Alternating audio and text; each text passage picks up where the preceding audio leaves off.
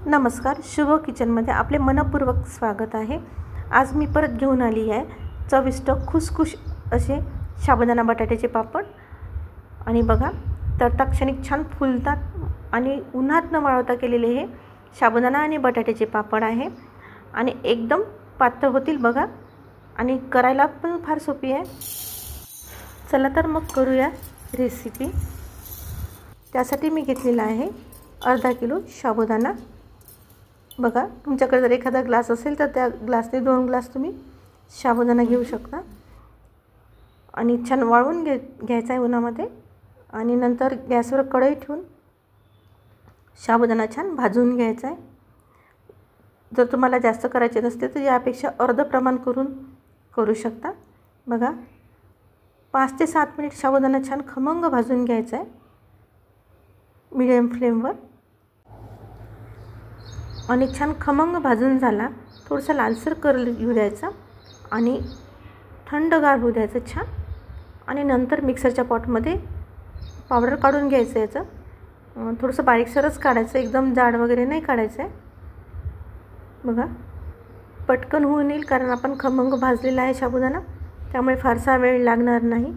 कोणतीही पूर्वतयारी न करता पटकनसे करता येणारे पापड आहे। बघा, छान असं पावडर झालेलं आहे, पांढरं शुभ्र छान। आणि 2 भागामध्ये मी काढून घेते। माझा मिक्सरचा पॉट मोठा आहे त्यामुळे मी 2च भागात काढते। छोटा पॉटमध्ये काढाल तर 4 वेळ काढावं लागेल।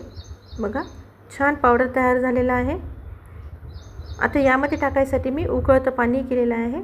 बघा, ज्या भांड्याने मी साबुदाणा घेतला त्याच भांड्याने 1 भांडं उकळतं पाणी घेतलेलं आहे। एकदम छान उकळी आणून पाणी घ्यायचं आहे आणि थोडं थोडं करून मिक्स टाकायचं आहे। पावडर टाकायसाठी जे मी भांडं घेतलं ते थोडं छोटं पडलं, मी नंतर मोठं भांडं घेणार आहे। आणि बघा, थोडं थोडं पाणी टाकून मिक्स करायचं आहे। 1 भांडं पाणी पूर्ण झालं आहे। आता हे दुसरं भांडं पाणी टाकते। 2 भांडे पाणी बरोबर लागणार आहे।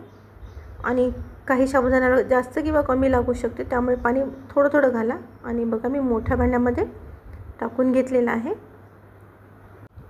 साबुदाण्याचं पावडर पूर्ण भिजून थोडं असं ओलसर राहिलं पाहिजे इतपत तुम्ही पाणी त्यामध्ये टाका आणि रात्रभर झाकून ठेवा। आणि दुसऱ्या दिवशी सकाळी मी यामध्ये टाकण्यासाठी 1 किलो बटाटे घेतलेले आहे। अर्धा किलो साबुदाण्यासाठी 1 किलो बटाटे हे बिलकुल परफेक्ट असं माप आहे।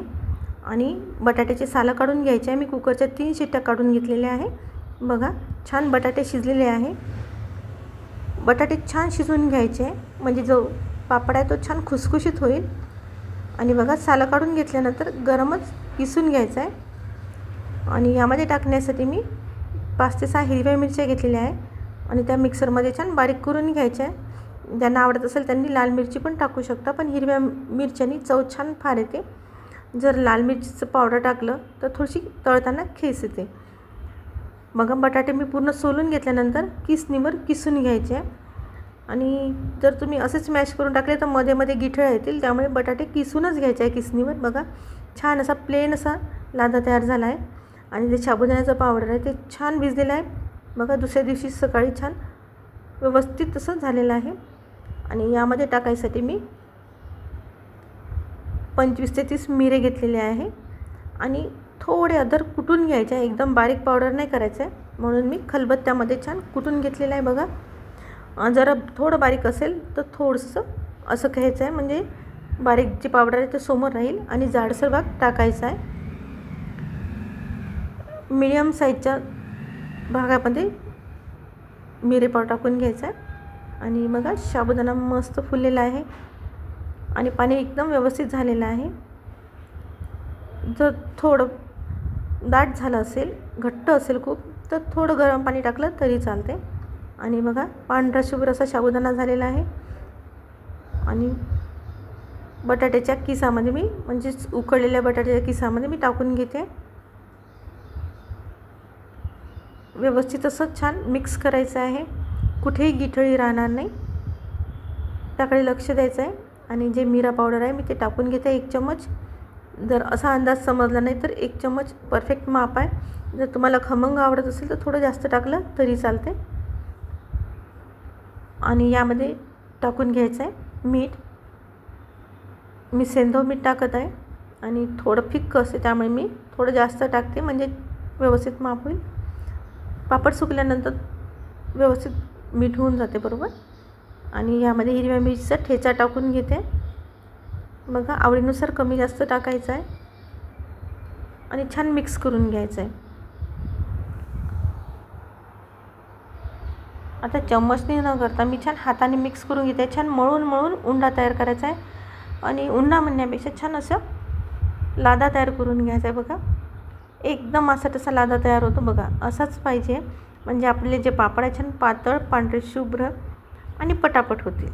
बघा, अर्धा ते पाऊण तास मी छान झाकून ठेवलेलं होतं. बघा, छान सेट झालेलं आहे.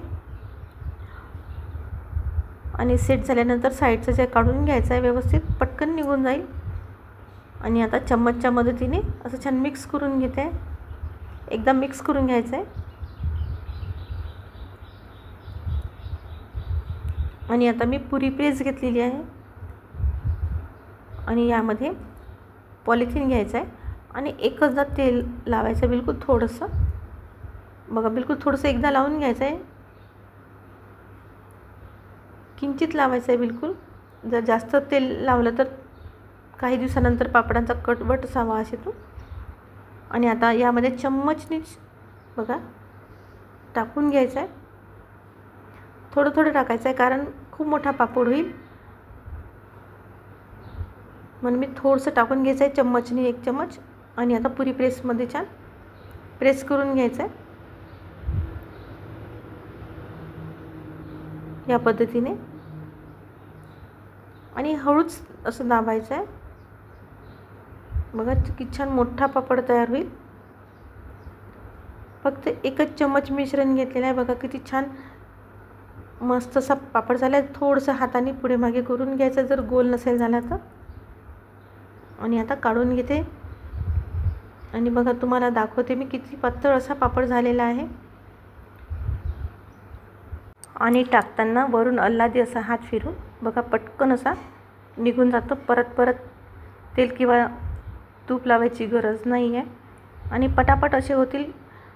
आणि मी घरातच वाळवलेले आहे. पातळ असल्यामुळे फॅनखाली पटकन सुकतील. करण्याची पद्धत फार सोपी आहे, त्यामुळे एकदा नक्की करून बघा आणि मला सांगा तुम्हाला हे पापड कसे वाटले ते. कमेंट बॉक्समध्ये कमेंट करायला विसरू नका आणि व्हिडिओला प्लीज लाईक, शेअर आणि सबस्क्राईब करायला विसरू नका. बघा, मी पटापट असे सर्व पापड तयार करून घेतले आहे. फारसा वेळ लागणार नाही, कमी वेळामध्ये. आणि उन्हात न वाळवता केलेले हे साबुदाणा आणि बटाट्याचे सुंदर, खुसखुशीत, चविष्ट असे पापड आहे. बघा, तुम्ही बघत आहे व्हिडिओमध्ये किती छान होत आहे. आणि तुम्ही डायरेक्ट पॉलिथिनवर टाकून प्लेटनी किंवा एखाद्या पोळपाटांनी वगैरे छान प्रेस करून करू शकता. व्हिडिओ आवडल्यास नक्की लाईक करा, शेअर करा आणि सबस्क्राईब करायला विसरू नका.